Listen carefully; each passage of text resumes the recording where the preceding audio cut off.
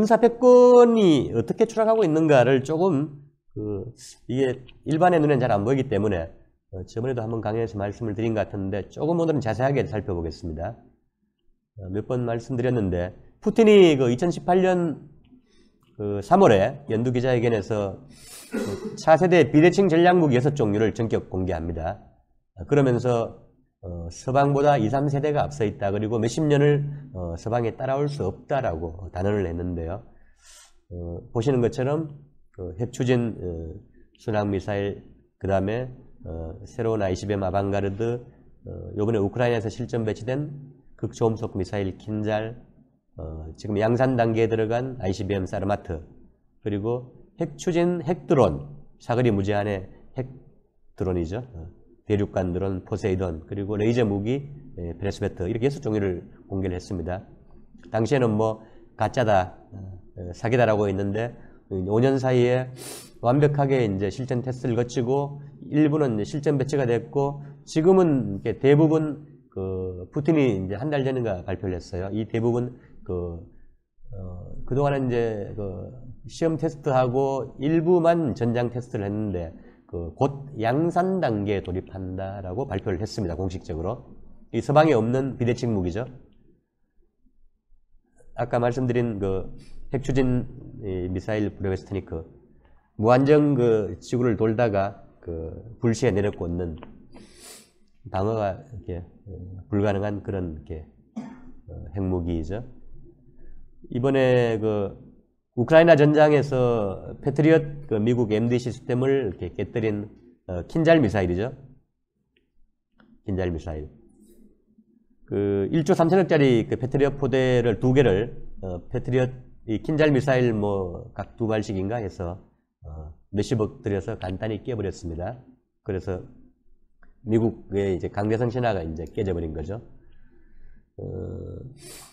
미국은 패트리엇 뒤에 잠깐 또 말씀드릴 텐데, 패트리엇이나 사드 방공 미사일 체계도 이렇게 명중률이 거의 제로에 수렴하는 가짜 시스템이다라고는 증언이 있습니다. 뒤에 좀 살펴보고요. 반면에 러시아는 S300도 있는데 그 밑에 버전 S400을 이렇게 중간쯤 되는 건데 서방에서도 이 정도 실력이 안 되는 거죠. 이거를 중국과 이란, 인도, 튀르키에 이미 공급을 했고, 그 위에 버전 S500을 자기들 모스크바 주위에 좀 더 나은 거를 실전 배치를 했고, 또 S550을 지금 개량을 하고 있습니다. S300만 해도 서구에 지금 패트리엇이나 이렇게 사드하고 비교가 불가한데 몇 세대를 앞서간다고 봐야겠죠. 방공 시스템도. 그리고 미 국방부는 안타까운 건지 모르겠는데 록히드 마틴하고 몇 년 동안 극초음속 미사일을 개발하다가 올 봄에 실패하고 결별을 했죠. 이제 너희들한테 이제 예산 못 줘 하면서 그런 상태이고요. 이 킨잘 극초음속 미사일 재원을 잠깐 보시면 마하 10에서 12입니다. 이것을 막아야 하는 패트리엇 방공 시스템은 최대 속도가 마하 4.1이에요. 한 3배 정도 차이 나죠. 그래서 그리고 패트리엇 사거리는 최대 70km 그러는데 이것도 좀 약간 뻥인 것 같고요. S400 방공 미사일은 러시아 거는 600km입니다. 이게 어떻게 창과 방패에서도 훨씬 빠르고, 그 다음에 같은 미사일 방공 시스템에서도 이게 재원에서 비교 불가한 그런 이렇게 수준이죠. 그래서 S400을 이란하고 중국, 튀르키예, 인도에 준다고 할 때, 수출할 때 그렇게 제재한다고 방방 뛰었는데, 미국이 건드리지 못하는 나라는 인도죠. 인도는 인구 14억 어쩔 수 없이 붙잡아야 되기 때문에 제재도 못하고 벙어리 냉가슴을 앓고 있는 상태입니다. 상징적인 비교인데요. 러시아는 20세기 말 이후에 토폴 M 시리즈, 그 다음에 야르스, 사르마트에서 최신형이 사르마트입니다. 계속 몇십 년 동안 개발하고 최첨단형을 앞으로 50년을 운용할 수 있는 최첨단 ICBM을 이제 실전 배치를 했고 양산 단계에 들어갔는데, 미국은 이렇게 좀 초라한 상황이에요. 1960년대 개발해서 70년에 정확히 실전 배치한 이 미니트맨 3 ICBM을 지금까지, 그것도 이제 운송수단도 트럭 이렇게 저 이동형이나 뭐 여러 가지 다양한 게 아니라 조중로처럼 그냥 사일로 지하기지에 구글링하면 다 나오는 몇 군데 이렇게 지하기지에 조만한 ICBM 요 400개를 놔놓고 지금까지 세계에 대해서 공갈을 해온 겁니다.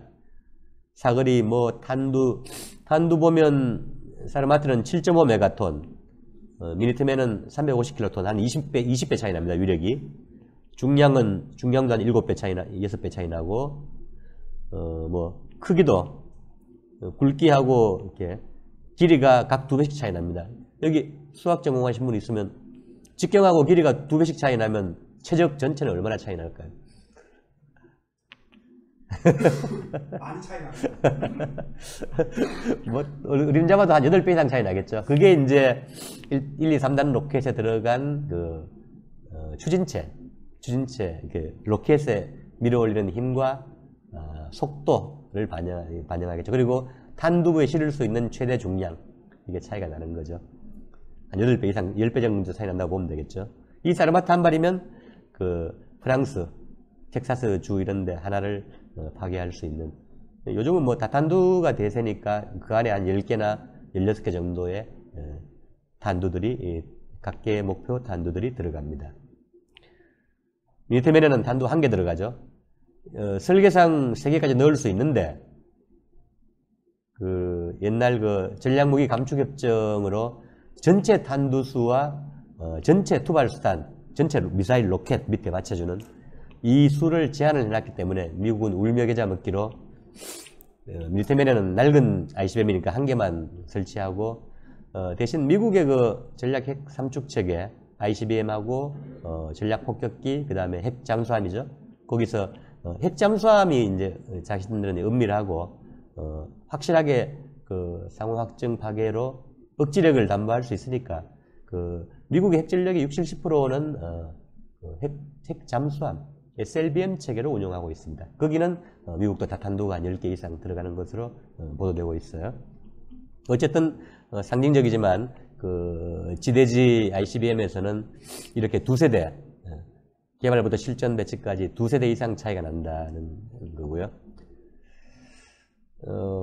서운한 소식인데 미국이 10월 31일 날 그 미니트맨 3를 1년에 한 4번 정도 시험 발사를 해요. 이게 경납고에 400기를 넣어놓고 그 경납고 한 4개인가 5개 돼요. 북미 대륙에. 지하에 넣어놨는데 그 위치가 다 어디 무슨 주에 무슨 도시에 있는지 다 알고 있어요. 근데 거기 넣어놓고 이제 실전에 쓸 일은 없으니까 어쨌든 50년 동안 거기 이제 담당 그 장교들이 2~3명이 앉아가지고 그냥 맨날 그냥 맞고나 치고 있는 것 같아요.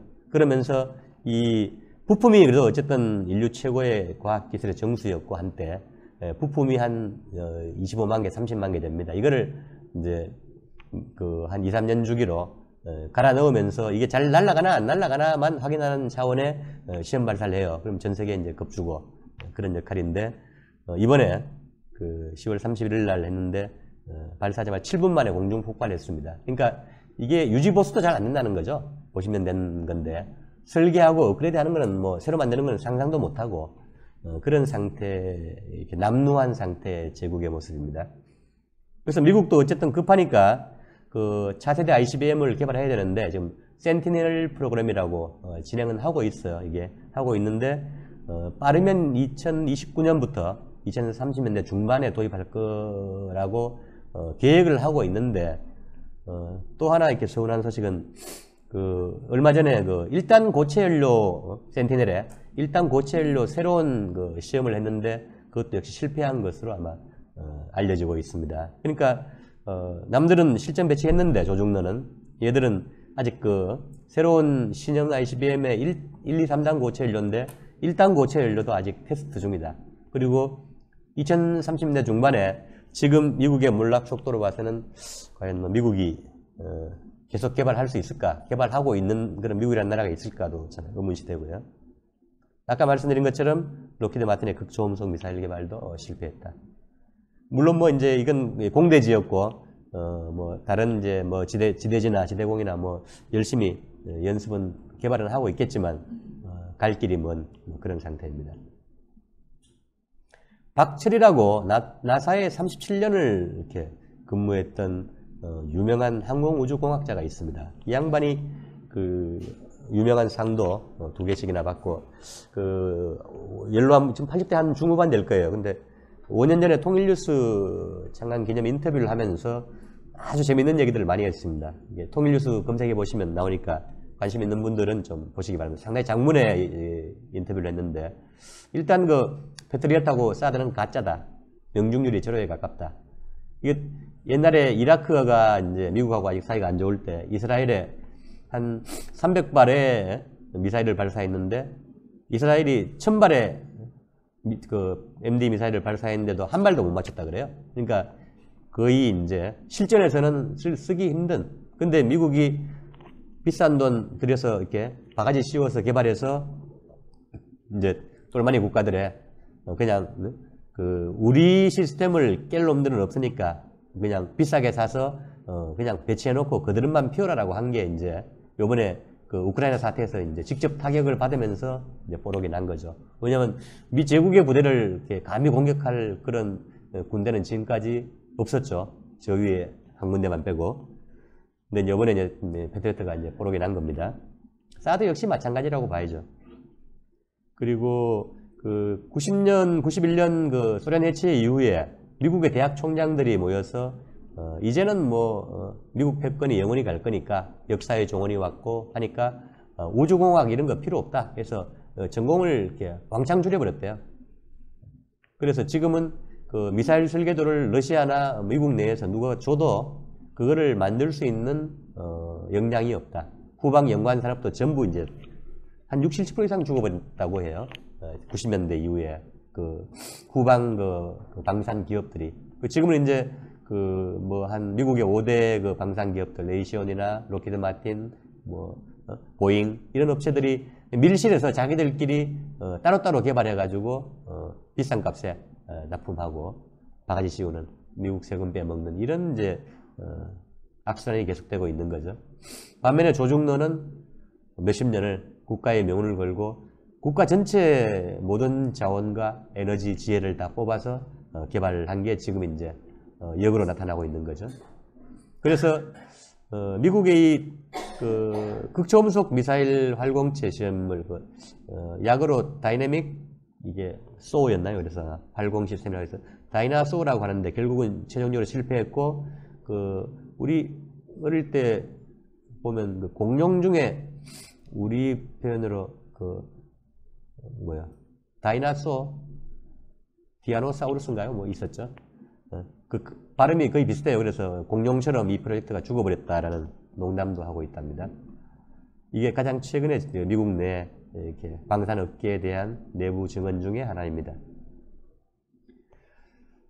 며칠 전에 파트루셰프 러시아 연방안전보장회 의장이 재밌는 이렇게 또 선언을 했습니다. 스푸트니크에 나왔는데 러시아가 핵 미사일 분야에서 역사상 처음으로 경쟁국을 앞질렀다. 그리고 극초음속을 포함한 독특한 전략 무기를 보유하고 있어서 향후 수십 년간의 안전을 보장할 수 있다. 역사적인 이정표다. 히스토리컬 마일스톤이라고 표현을 했어요. 그래서 엄청난 표현을 한 거죠. 초강대국의 수장이 2, 3인자 될 텐데 이런 단적인 표현을 한다는 것은 어떤 확신이 없으면 하기 힘든 거겠죠. 그리고 미국의 CIA 분석가를 지은 레이 맥거번이라는 친구가 있습니다. 이 친구도 이틀 전인가 이런 스푸트니크에 이런 기사가 나왔어요. 러시아가 히로시마 이후에 78년간의 핵무기 경쟁에서 마침내 승리했다. 러시아는 49년도에 이렇게 미국의 이렇게 위협에 맞서서 이미 아까 말씀드린 미국의 프로젝트를 공격 프로젝트를 알고 있었기 때문에 부랴부랴 이제 2차 대전 이후에 핵 개발에서 49년도에 성공을 하죠. 그래서 결국은 소비에트 체제를 지켜내는데 그 이후에 78년 만에 핵 경쟁에서 승리했다. 그리고 이 극초음속 같은 거는 방어수단이 전혀 없다. 미국이 그냥 손을 든 수밖에 없다는 그런 과감한 고백을 했습니다. 패트리어트도 깨졌고 다른 방어수단이 없는 거죠, 사실상. 그리고 조중노 이란 잠깐 보면 중국은 뚱펑 미사일 시리즈가 지금 17부터 21, 27인가요? 그 다음에 40일, 100가지 그 온갖 종류의 ICBM과 극초음속 미사일, 그 다음에 활공체, 지대지, 지대함, 공대지 뭐 등등 다 이렇게 완비하고 있습니다. 중국의 군사 굴기도 엄청납니다. 오늘은 뭐 가볍게 넘어가겠는데요. 그래서 아까 살펴봤던 그 미군의 포위선, 제1, 제2 도련선도 지금은 사실상 그 무의미한 그런 수준으로 지금 올라선 겁니다. 조선 역시 거의 모든 단도순항 미사일 시리즈를 다 개발했죠. 이미 다 선보였고 핵무력 완성을 법령과 헌법에 명기를 상태이고요. 지금도 그저께 또 중거리 고체연료 로켓을 또 테스트를 했죠. 네. 뭐 여기도 이제 핵추진 의뢰 헤일이죠. 헤일까지 완비를 한 상태이고요. 특이한 것은 이란이죠. 이란이 79년도 이란 혁명 이후에 오토바이도 못 만들던 나라가 어디선가 누구에게선가 이제 기술을 받아가지고 갑자기 그 미사일 드론의 초강국으로 부상했는데 올여름에 마 13에서 15 극초음속 미사일을 공개했죠. 그러면서 지역 안보와 안정은 이란의 억지력에 의해 보장된다라고 큰소리를 뻥쳤습니다. 그리고 우크라이나 사태에서 그 드론 강국의 위용을 여실히 보여주고 있죠. 전체적으로 그 창과 방패 모두에서 무너지는 미국 군사 패권을 집단적으로 한번 비교를 해보겠습니다. 저번에도 한번 강의를 들으신 분도 있을 텐데요. 일단 현대전을 미사일전이라고 본다면 그 미사일 뭐 성능, 수량, 다양성에서 미국이 전적으로 열세이다. 그리고 투발 수단은 미국은 이렇게 사일로밖에 없고 핵잠수함밖에 없습니다. 뭐 전략 폭격기는 뭐 옛날부터 있는 거고 그건 누구나 가지고 있고요. 그래서 그 미사일의 그 기술 격차가 그냥 격차 갭이 아니고 심연이라는 표현을 써요. 이 미국 내에서 나온 평가입니다. 그 심연이라면 넘을 수 없는 격차가 있다는 거죠. 그 실제로 중국이나 러시아에서 표현들은 그 국방과학의 최첨단 수준이 현대 물리학의 경계를 넘어섰다는 평가를 자주 써요. 중국이 재작년에 그 FOBS라는 그 부분 궤도를 지구를 빙빙 돌다가 내려꽂는 그 부분 궤도 폭격 체계를 시험 성공했을 때 그때 서방에서 그런 표현이 나왔고요. 그리고 푸틴도 한 2달 전인가요? 그 아까 무기 체계에서 마지막 남은 그 레이저 무기를 테스트하면서 그 물리학의 경계를 넘어섰다라는 표현을 써요. 아직 공개는 안 했는데 레이저 무기는 물론 미국도 열심히 지금 개발하고 있는데 어디가 앞서간지 모르겠지만 기술 수준으로 봐서는 전반적인 수준으로 봐서는 러시아, 중국이 이 부분에서도 상당히 앞서가고 있는 게 아닌가 그렇게 추정이 됩니다. 그리고 아까 말씀드린 극초음속 전자기파탄 그리고 FOBS 그 다음에 이제 MD 미사일 반항공 체계 등에서 서방에 아예 없는 그래서 비교할 수조차 없는 비대칭 전력을 반제 진영이 보유하고 있다. 그래서 아까 그 미니트맨3 시험 발사 실패에서 보듯이 핵무기 미국은 노후화되어 있고 운반 시스템 탄두 신뢰성이 위험하다. 요번에 그 미니트맨3 시험할 때 폭발한 거는 탄두에 핵은 안 넣었습니다. 시험하는 거니까. 잘못하다 사고 나면 큰일 나니까. 그냥 탄두 없이 로켓 테스트만 한 거죠. 그리고 미국이 그동안 30년간 그 이라크나 리비아나 약소국을 깰 때, 아프간을 깰 때 그 항공모함에 전투기들을 싣고 가서 토마호크로 미사일을 쏘고 유린하던 그런 항공모함 중심의 이렇게 약소국 침략은 이제 영원히 불가능하다. 항공모함은 뭐 미사일 한두 방에 깨지는 그냥 관짝이고 수중함초이고 철제 욕조에 불과하다는 그런 지금 평가가 나오고 있습니다. 중국이 올여름에 그 미국이 17조 원을 들여서 이렇게 건조한 그 12번째죠. 최정의 그 항모전단 제럴드 포드함에 대해서 극초음속 미사일을 섞은 24기의 이렇게 공격으로 간단히 파괴할 수 있다라는 그 엄청난 그 전쟁 게임 모의 전쟁 게임 결과를 발표했어요. 중국이 지금 양자 컴퓨터나 슈퍼컴퓨터에서도 제일 앞서 나가죠, 세계에서. 미국이 자랑하던 토마호크는 마 0.72에 불과합니다. 그러니까 아까 킨잘이나 뭐 이란의 파타흐 마 12, 14하고는 한 얼마인가요? 한 20배 가까이 차이 나죠, 속도가. 그러니까 뭐 총알하고 돌팔매 정도의 비교로 보면 되겠습니다. 우크라이나 사태를 거치면서 그 미국과 나토 전체가 지상군이 별로 없다. 그리고 병참 능력도 취약하고 전술 재래전 수행 능력도 취약하다.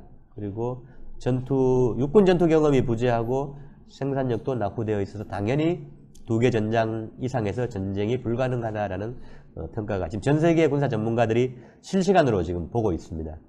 우크라이나에서 오죽하면 제재를 받는 러시아가 지금 탄약이나 포탄 같은 생산력 면에서 집단 사망 전체 7배라고 하죠. 최근의 발표가.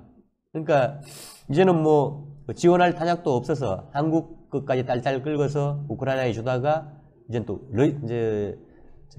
이스라엘로 지금 가고 있죠. 그래서 젤렌스키가 지금 언제 이렇게 제거될지 모르는 그런 상황에 지금 몰리고 있습니다. 어쨌든 전체적으로 이 반제 진영 전체의 군력이 지금 장성하고 있다. 그래서 이란이나 그 중동 전체 저항의 축도 강화되었고 특히 러시아, 인도도 극초음속 협력하는 등 조중러, 이란, 기타 저항의 축 전체 군사력이 나토 31개국 포함한 집단 서방의 군사력보다 비교할 수 없을 만큼 강하다라는 확신을 가져도 될 것 같습니다. 지난주쯤인가요? 그 US 뉴스 앤 월드 리포트에서 또 재미있는 보도가 나왔는데요. 이게 뭐 일개 미국 그 언론 매체이기 때문에 신빙성이 어느 정도인지 모르겠는데 약 87개국을 대상으로 73개인가 73개인가 항목으로 전쟁 수행 능력, 군사력 순위를 매겼어요. 거기서 1위가 러시아, 2위가 미국, 3위가 중국으로 나왔습니다. 4위, 5위는 뭐 우리가 추측할 수 있을 텐데 2위가 지금 미국인지도 상당히 의심스러운. 이 내용은 이제 들다 보니까 그 백데이터가 이렇게 찾기 힘들는데 별도로 나중에 분석을 해보겠습니다. 어쨌든 뭐 미국에서 나온 최신 평가이고요. 그래서 지금까지 이제 2차 대전 이후에 미국이 이렇게 군사력을 믿고 전 세계 한 뭐 250여 차례 이렇게 무장 충돌에 연루됐고 그 중에 80% 넘게 200회 이상을 미국이 직접 일으켰고 그리고 그 중에 또 절반 정도 100여 회 정도는 2001년 테러와의 전쟁 이후에 충돌을 일으켜서 전 세계를 피로 물들여온 그런 역사이죠. 2차 대전 이후에 아메리카의 운명도 나오지만 37개국을 침공해서 2천만 이상을 살해했다. 제가 강연 다니면서 2천만 명 숫자를 얘기하면 이게 참 실감이 안 나실 텐데요. 팔레스타인에 지금 불행하게도 지금 2만 명 정도 저렇게 죽어도 전 인류가 이렇게 분노하는데 그동안 그 미국이 2천만을 수십 개 나라를 침공해서 그 공동체를 깨고 국가를 깨고 2천만을 살해할 때 미국의 위세가 강해서 아니면 인터넷이 없어서 진상을 몰랐던 겁니다. 그래서 이게 감수할 수밖에 없었던 이런 인류사적인 피해인데 이제는 이제 하나씩 진실이 드러나고 있고 미국이 그렇게 전쟁을 못하는 시도로 가고 있는 거죠. 미국 브라운 대학교 프로젝트 보고서입니다. 2001년 테러와 전쟁 이후에만도 약 1200만이 사망했고 국제 난민이 약 6천만 가까이 발생했다. 이게 그 난민들이 그 자기 국내 그 다음에 해외 유럽까지 밀려들면서 전 지구적인 전략적 불안정성을 야기하고 있는 거죠. 제일 심하게 당한 나라가 이라크, 시리아, 소말리아 그것이 인구의 한 3분의 1에서 절반 정도가 난민이 된 겁니다. 그러면 국가가 유지되는 게 신통한 거죠. 특히 시리아가 그렇습니다. 아사드가 지금 제기한 것은 물론 뭐 2015년부터 소련이 러시아가 개입해 지원했지만 21세기 정치사의 기적이라고 얘기하죠. 지금 아사드는 올해부터 이제 그 사우디와 화해하고 아랍연맹에 다시 화려하게 복귀했죠. 그래서 전체적으로 이제 앞에 보신 것처럼 군사 패권이 끝났고 미국이 이렇게 인류에 헤아릴 수 없는 해악을 끼쳤지만 이제 그런 일국 패권은 몰락하고 있다. 구체적으로 그 미국, EU, 나토로 대표되는 대서양 동맹이 약화되면서 균열되고 있다. 애초에 그 미국 2019년 랜드 연구소 보고서에서 밝혀있는 것처럼 우크라이나에서 계속 동진하면서 그 러시아를 그 80년대 아프가니스탄처럼 과잉 팽창을 유도해서 소진시켜서 약화시키고 정권 교체까지 한다. 그리고 러시아를 쪼개버린다. 라는 이런 그 중장기 전략들이 역으로 그 서방 전체가 고갈되면서 내몰리는, 막바지로 내몰리는. 그래서 유럽은 거의 지금 동맹국 비파로 이런저런 이유로 러시아와 절연하면서 망해가는 중이고, 특히 독일과 프랑스, 영국의 탈산업화가 심각하다. 그리고 거기에 대한 반작용으로 각국 내에 이제 지금은 팔레스타인이 또 기름을 끼얹었지만 각국 내에서 어떤 또 정부에 대한 이렇게 봉기, 탈미 흐름들이 이렇게 강하게 진행이 되고 있다라고 말씀드릴 수 있겠고요. 푸틴은 뭐 계속 얘기해왔죠. 유럽이 정치 군사적으로 주권을 상실한 상태이고, 특히 콕 집어서 불행하게 독일과 일본, 한국이 점령을 당해 있다. 아큐파이. 9월 8일 45년 9월 8일 미군정이 이 땅에 점령군으로 들어올 때 포고령 1호에서 정확히 표현한 동사이죠. 아큐파이드. 불행하게도 그 상태가 지금 정치적으로 78년간 지속되고 있다는 것을 푸틴은 국제법적으로 냉혹하게 얘기를 한 겁니다. 그리고 신자유주의 체제 모순, 미국 내부 모순 위기가 심화되고 있다. 이건 뭐 마약이나 총기, 그 다음에 도덕성, 뭐 극단적인 부의 불균형, 인종차별 등등등 뭐 일일이 예를 안 들어도 뭐 익히 하실 것 같고요. 내년 대선을 앞두고 정치적 분열이 심화되고 있다. 그래서 심심찮게 그 내전, 대선을 치를 수 있겠는가, 그리고 내전으로 갈 수 있다는 여러 가지 이렇게 예측도 나오고 있죠. 서방의 경제 생태계는 그리고 미국의 제재망은 사실상 붕괴된 상태입니다. 뭐 쿠바나 이란이나 이란, 베네수엘라, 조선, 중국, 러시아 등등이 사실상 미국의 제재를 유명무실하면서 지금 뭐 무한대 협력과 투자 이런 협력들을 올해부터 해나가고 있죠. 그리고 결국 미국이 디커플링도 안 되고 디리스킹도 안 돼서 이번에 항복 선언을 한 게 그저께 미중 정상회담이죠.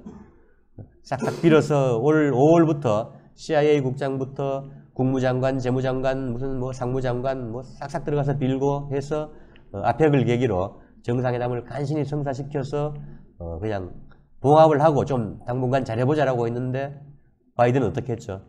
몇 시간 만에 돌아서서 또 독재자라고 그랬죠, 시진핑을. 그러니까 이 참 치매 환자이긴 하지만 좀 딱한 거죠. 제국의 그래도 아직 최고 수장인데 그 정도 이렇게 신의도 없어가지고 그 시진핑이 믿겠습니까? 예. 어쨌든 전체적으로 달러 군사 패권이 이렇게 동반 추락하고 미국발 금융위기, 그리고 그에 따라서 해외 미군 기지 800개 운명도 총각에 달려 있다. 이렇게 볼 수 있겠습니다. 그 미사일 뭐 이렇게 밥에다 노출되어 있는 상태이고 점으로 포위되어 있죠. 미국의 해외 기지들이.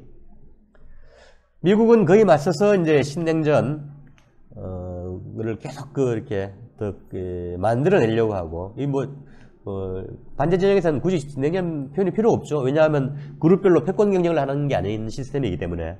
미국은 어쨌든 신냉전, 그 다음에 무리하게 인도태평양 전략이란 표현을 뭐 자유롭고 무슨 뭐 공개적인 어쩌고 하는 관념적인 표현을 쓰고 있죠. 그리고 조금 더 구체적으로는 이제 아시아판 나토를 추진하고 있는데 그 이제 구심력에 한계가 있다.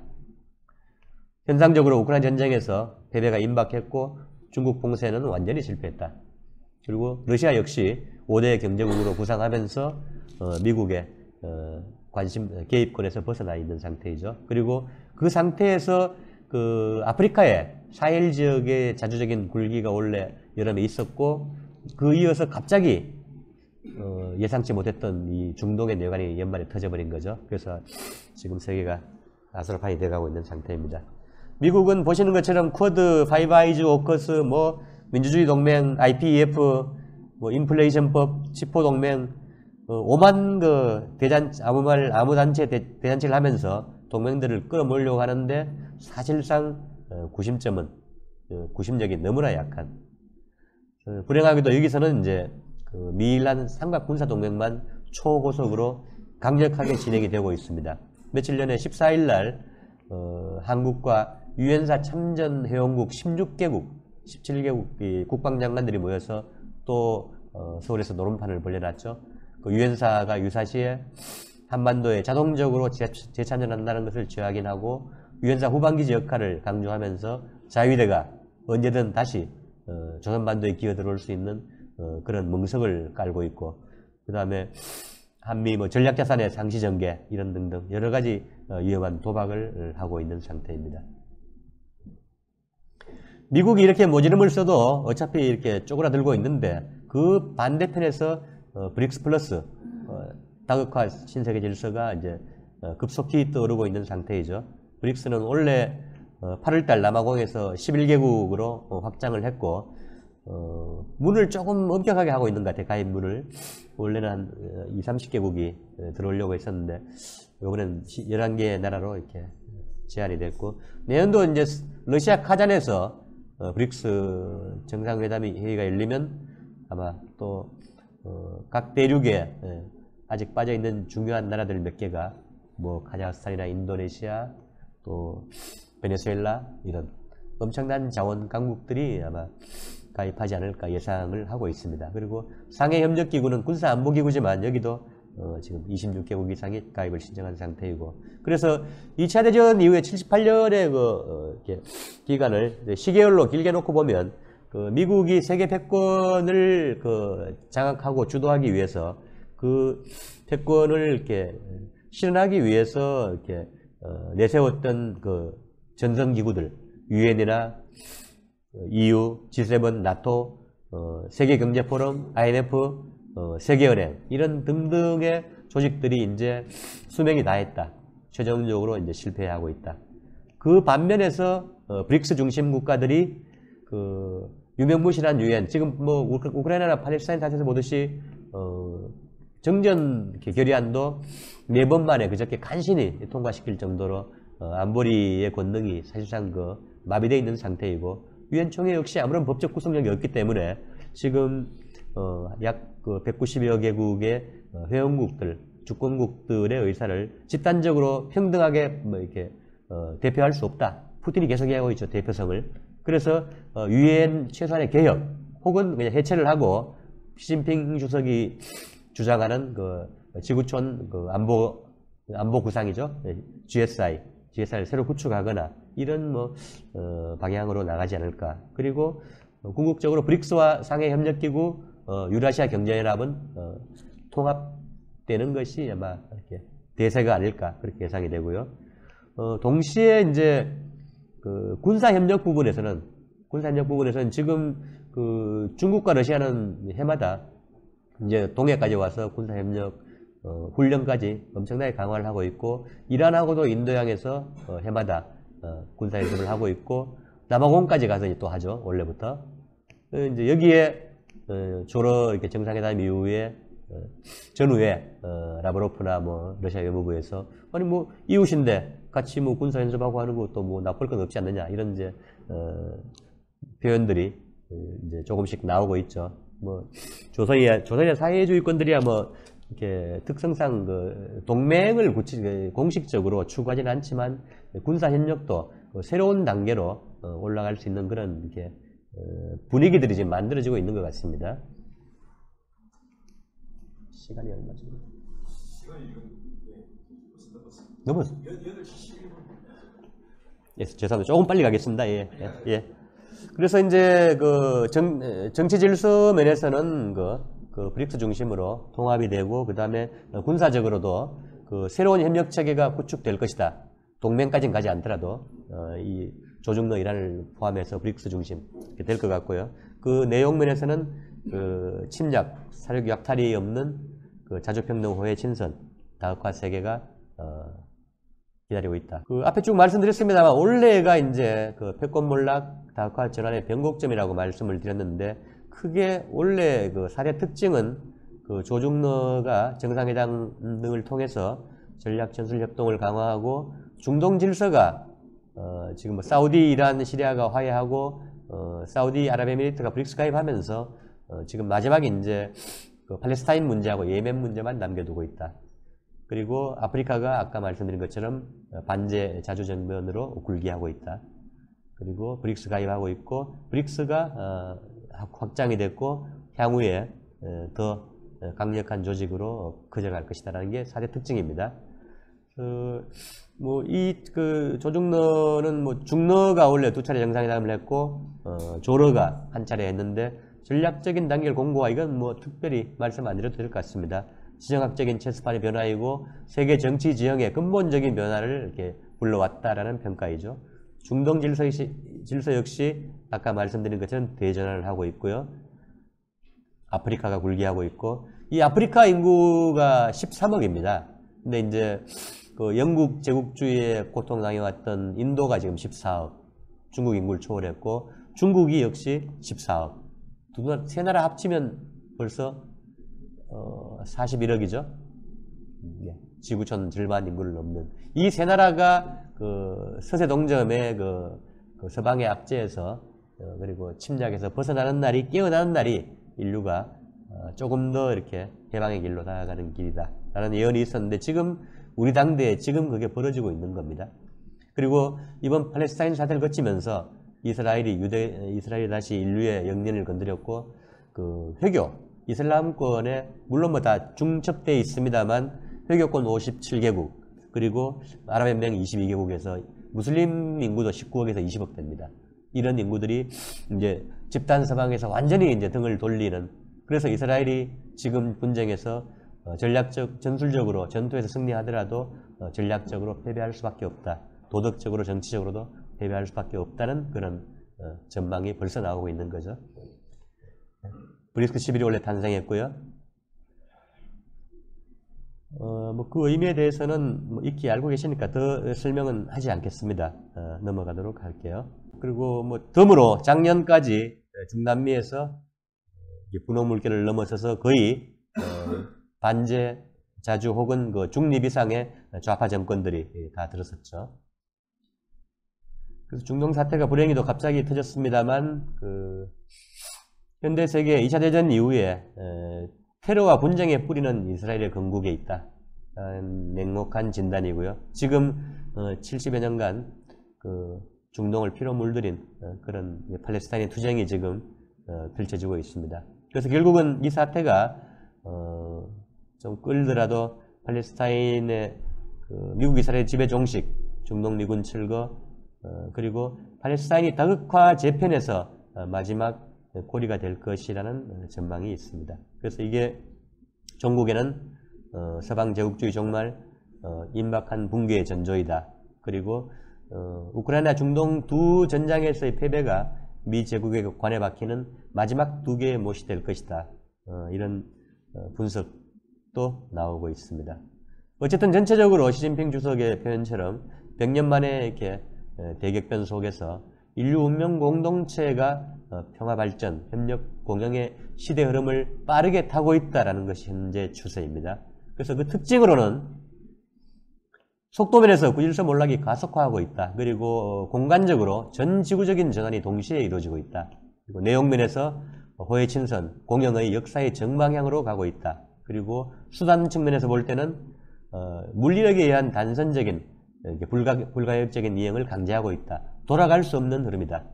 그리고 또 다른 특징으로 주체와 구심의 측면에서는 새로운 대한 질서가 존재하기 때문에 그 이행기의 혼란을 한 제국이 이렇게 망가지고 새로운 질서가 나오는 과정이지만 그 이행기의 혼란은 최소화될 수 있는 최소한의 조건은 갖추고 있다. 이렇게 평가할 수 있겠습니다.